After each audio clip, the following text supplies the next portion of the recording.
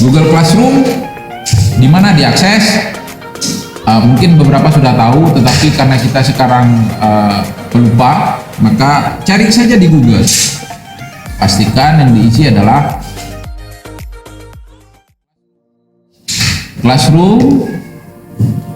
Nah, ini akan muncul bentuk seperti ini, akses alamatnya. Maka saya wakilkan di sini. Ini adalah alamat Classroom. Nah, jadi silakan akses alamat ini. Nah, https://classroom.google.com.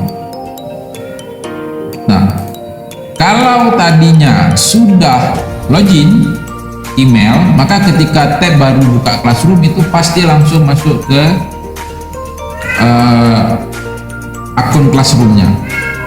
Kalau tadi belum pernah login email, langsung akses Classroom, maka diminta untuk mengisi password. Jadi kalau ini sudah berhasil, maka akan ada tampilan kelas seperti ini. Nah, adik-adik akan dimintakan untuk join kelas. Join kelas itu di mana? Di sudut kanan atas itu ada tanda tambah. Kalau langsung seperti ini, maka silakan join kelas atau yang lainnya.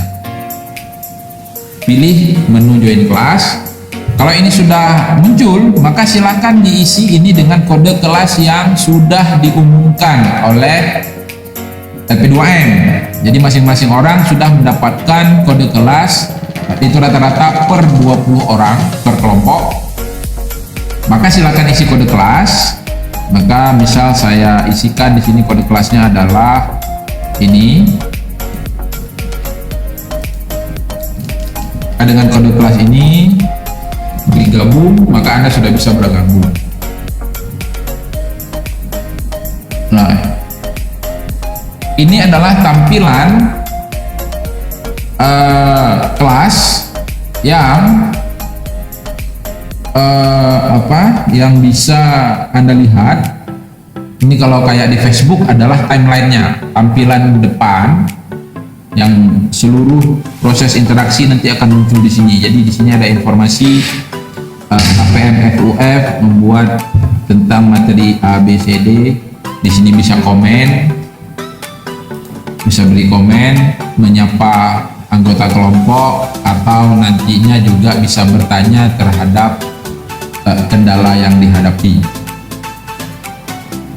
Nah, ini tampilan timelinenya, jadi umum. Nah, mahasiswa itu banyak memantau bagian ini nih.